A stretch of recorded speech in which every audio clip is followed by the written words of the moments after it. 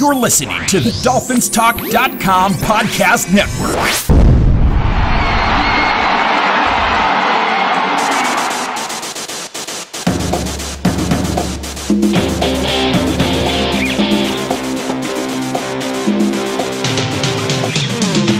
You're listening to the DolphinsTalk.com podcast, the most listened to daily Miami Dolphins podcast on the internet. Come on, Dolphins fans. Time to fins up. All right, Miami!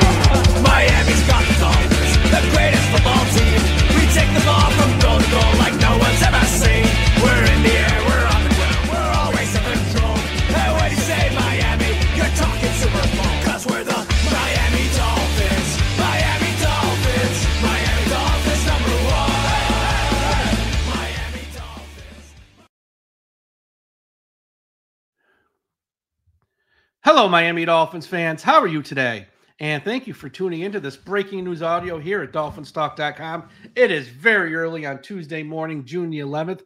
I am your host, Michael Leva, and the Miami Dolphins made a signing. They signed safety Marcus Maye. That's a name that we've talked about here on this podcast the past month or so as someone who'd be a possibility for the Miami Dolphins and a possible fit. And that's who they inked on Monday evening. So we're going to talk about all of that on today's show. But before we get to that, as always, a big shout out to everyone listening at finheaven.com. Everyone go to finheaven.com, the largest Miami Dolphins message board on the internet. Also, a shout out to our friends at the I Am a Miami Dolphins Fan Facebook page. If you're on Facebook, please be sure you're at the I Am a Miami Dolphins Fan Facebook page, run by the great and talented Carlos Hernandez. And wherever you're listening to this podcast, whether it's Apple Podcast, Spotify, YouTube, Podbean, Podchaser, Audible, or the other 100 platforms are on, subscribe to the podcast. We got multiple shows this week. We got 2 interviews this week for sure. 3 interviews this week. I'm sorry, coming up still. And myself and Ian Berger will be here with a mailbag show as well. So you don't want to miss an episode. And if you're watching this on YouTube, smash that like button. Take a second right now. Smash that like button. It is much appreciated. And today's show is brought to you by Caneswear. Caneswear is the place to go for officially licensed apparel for the Miami Dolphins, the Miami Heat, the Hurricanes, soon to be Stanley Cup champion Florida Panthers, maybe, and all the professional and college teams in South Florida. Looking for the latest jersey, a Father's Day gift, or the newest hat to hit the market for your favorite South Florida team? Check out Caneswear for their overwhelming selection of sports apparel. Located at 2655 South University Drive in Davie, Florida, Caneswear has it all. If you're not in South Florida, don't worry. Visit caneswear.com to shop their inventory from the comfort of your own home, and they will ship to you international fans as well. Caneswear.com is the spot that Miami fans shop. That's Caneswear.com, Caneswear.com. Okay, like I said at the top of the show, the Miami Dolphins have signed veteran safety Marcus Maye. Guessing it's going to be a 1-year vet type deal. No big money tied up here. He's a name, as I said, we've mentioned on this podcast in recent weeks. And I think it's a perfect complementary piece to what Miami needs in their secondary, specifically at the safety position. This offseason, they've lost 2 safeties in Brandon Jones and Deshaun Elliott. And they only brought in one in Jordan Poyer, who's 33 years old. He's not a spring chicken. You have to wonder how much he really has left in the tank. So it's a nice depth piece for the Dolphins. And I know I saw as soon as this news broke from Jordan Schultz of Bleacher Report, NFL Insider. So I want to give him the credit for breaking the story. A lot of Dolphins fans, I don't want to say a lot. There was a segment of Miami Dolphins fans that are upset. How come we didn't sign Justin Simmons? How come we didn't sign Justin Simmons? And as I stated on this podcast, for those of you who have been listening all offseason, and I'll say it again, Miami was never going to pay Justin Simmons what Justin Simmons want. Yes, he liked a tweet or two of which some Miami Dolphins fans were like, come to Miami, Justin. He would have liked that tweet if it was fans of the Dolphins, the Cowboys, the Steelers, the Browns, anybody, because he just wants a job and he wants to get paid. So don't people read into that stuff like it matters. But here's why Miami wasn't going to sign Justin Simmons. Miami wasn't looking for a starting safety. They're looking for a depth piece. And also, Justin Simmons is going to want like real money, and he's also going to want probably a 2-year deal. Miami has Javon Holland in the final year of his deal. It's probably unlikely he will get an extension prior to the season. This is going to go to next offseason. He'll be a free agent, and we'll see if he stays or not. I just don't see Miami handing him an extension prior to the season. Hope I'm wrong, but I just don't see it happen. So he's in the final year of his deal, and Jordan Poyer signed a 1-year deal. So if you go out there and give Justin Simmons a 2-year deal, you think that safety room is going to be a fun place to be with Holland's been like, I'm looking for a payday. I'm not even guaranteed to be here next year. And you're giving this guy a multi-year deal. Jordan Poyer's been like, I've been trying to get to Miami for 2 years. I'm finally here. I only get a 1-year deal. You give him a 2-year deal. And if you gave Simmons any real money, remind you, Holland's on a rookie deal, 2nd-round pick. He's not making a ton. Jordan Poyer signed for $2 million. If you would have paid Simmons any real money, he might have made more than though. I mean, it never was going to work. And plus, again, Miami wanted a depth piece. They did not want a starting safety, and that's what Justin Simmons is. Then you also have to look at Miami. Yes, they picked up the $18.5 million of salary cap space June 1st, and that's pretty much all the salary cap space they have right now. And knowing they still have to sign some rookies, knowing they have to save some money in season for, when players get hurt, if they have to pick someone up in October, November, or whatnot. And plus, they would like to roll over as much as that as possible because they know there are extensions coming, whether this offseason for someone like Tua or next offseason for a Jaylen Phillips or a Javon Holland, maybe in season, who knows. They want to roll over as much of that money as possible. So the Simmons thing was never going to happen. Let's talk Marcus Maye, the newest member of the Miami Dolphins. He turned 31 this past March. He is a former 2nd-round pick out of Florida by the New York Jets. He's played between 2017 and 2021 with the New York Jets. 2017 was his rookie year with the Jets. So 2017 to 2021 with the Jets. He then signed with the Saints and played 2022 and 2023 with the Saints. Saints gave him a pretty good contract. They gave him a 3-year deal, $28.5 million deal. His last year with the Jets in 2021, the Jets actually placed a franchise tag on him. And he played that year on the 1-year franchise tender. So that is how he played his final year in New York. And then the Saints broke the bank for him. So that's a little bit about Marcus Maye. When he's actually on the field, Marcus Maye's a pretty good player. Now, if you don't know much about Marcus Maye, you're probably saying to yourself, Mike, why are you saying when he's actually on the field? Because the guy hasn't been on the field much since 2020. In 2020, that's his best season in the NFL. He played 16 games. He had 88 tackles and 2 interceptions. In 2021, he only played 6 games because he tore his Achilles tendon. In 2022, first year with the Saints, he only played 10 games. And in 2023, last season, he only played 7 games, and he was suspended for 3 games for violating the NFL substance abuse policy. So 2020, 16 games. But since then, he's sort of fallen off a cliff. 2021, 6 games. 2022, 10 games.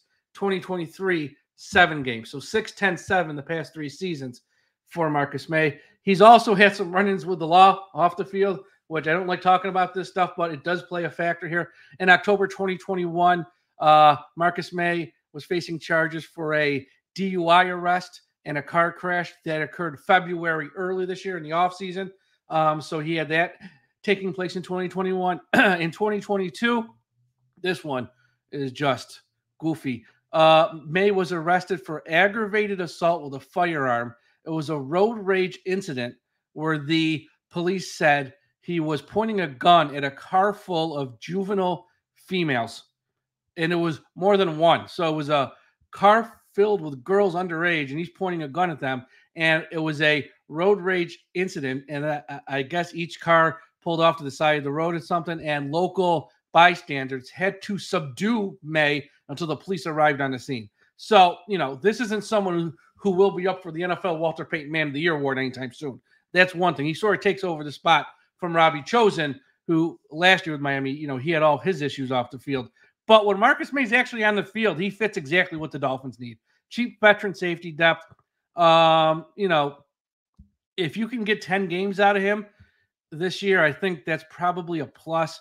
Again, last 3 seasons, 6 games, 10 games, 7 games. 2021, he tore his Achilles tendon. Hopefully that's still not a lingering issue. I don't know enough about it. But it seems like he's just not on the field a whole heck of a lot. And if he can give you 10 games or so or more, even as someone who's not going to start, I think that's a win for the Dolphins. Because right now you expect Jordan Poyer and Javon Holland as your starters. You got Maye and Elijah Campbell as your backups. I think we're going to see a little bit of Jalen Ramsey at safety. Not too much, though. I think some fans are thinking Anthony Weaver is going to come in here and have this like exotic scheme and do all this wild stuff. I don't think it's going to be that crazy. So, but I wouldn't be shocked if you see a little bit of Ramsey at safety. Nick Needham as well. He'll give it a go there because he has a much better shot of being a backup at the safety position than he does at corner. Corner's got a little bit of a logjam now. Will Fuller's here. Cam Smith's going to get more of an opportunity. I don't know if Nick Needham, you got Kader Kohu, you got Ramsey. I don't know if Nick Needham has a pathway to playing time at corner. I think it's safety he does. So I think he'll get a shot there. And we also got the rookie Patrick McMorris. I think he's most likely going to end up on the practice squad this year, but he'll get a shot here in training camp to win a roster spot with the 53. So that safety depth that I was looking at, it's starting to come into play here. Holland, Poyer, Marcus Maye, Elijah Campbell, Nick Needham, and I think Jalen Ramsey going to move around a little bit, and we'll see what you get from Patrick McMorris. Overall, this is a good signing. If you're a fan of the Dolphins, I know some fans are going to be really disappointed. It's not Justin Simmons, but that was never going to happen. And I tried to warn some of you, if you listen, it was just never going to happen. But overall, this is a very good signing. And again, just hope you get about 10-plus games out of him. And I think he'll meet all expectations. This is not a move that's going to move the needle in any way whatsoever for the Dolphins this season. It's not that type of move. But a solid signing here that was much needed at safety because the Dolphins just did not have a lot of experience back there at safety behind Holland and Jordan Poyer. Now they add a piece of someone who's got the experience. You just worry about some of the other stuff like the off the field, how much wear and tear he has put on his body since 2017 and how much is left in the tank. But yeah, solid move. Can't be upset. Now, I know some fans are asking, well, what's next? This is one signing since June 1st. Are there any more coming? I'm not sure. I mean, I don't know. I would take a guess, though, probably not. As I've been saying on this podcast, I don't see any offensive line.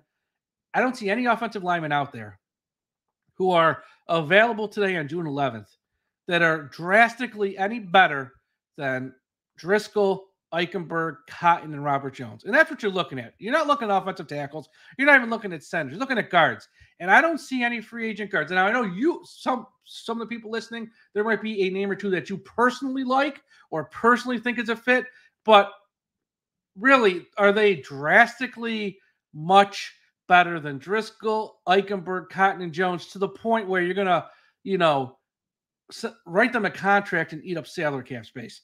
Because odds are, let those guys fight it out in camp. And if you don't like what you see in camp, when you get to those final roster cuts at the end of August, first week of September, you'll probably get someone there that you can pick up off waivers or something. I don't know if you have to sign a vet now, because who's out there that's not signed yet? It's guys who are past their prime, on the downside of their career, or are really old. So I just think I don't see an offensive lineman coming.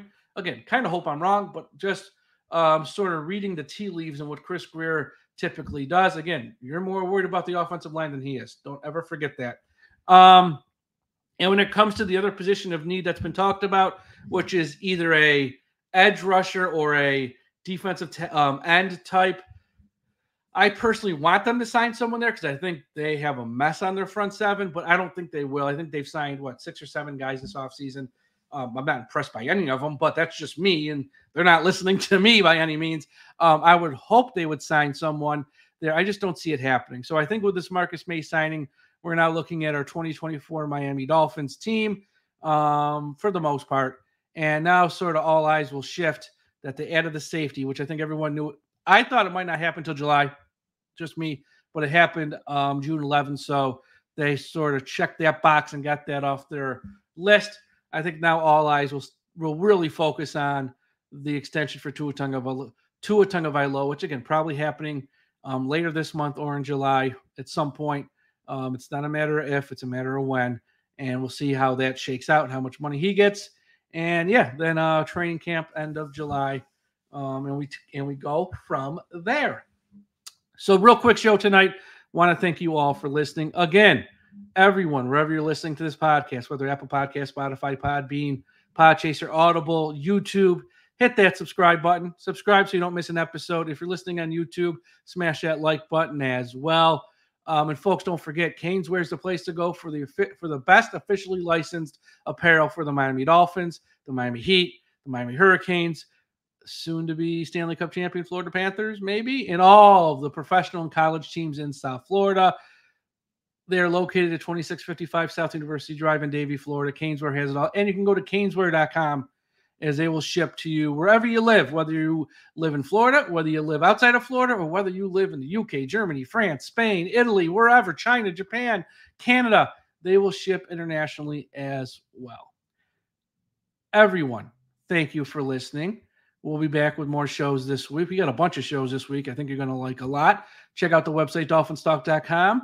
And everyone on this Tuesday, because I know most people probably aren't going to listen to this by the time I drop it at close to 1:32 a.m. On this Tuesday, and you drive to work, on your ride home, when you're at lunch, don't forget, we still must put an end to highway profanity.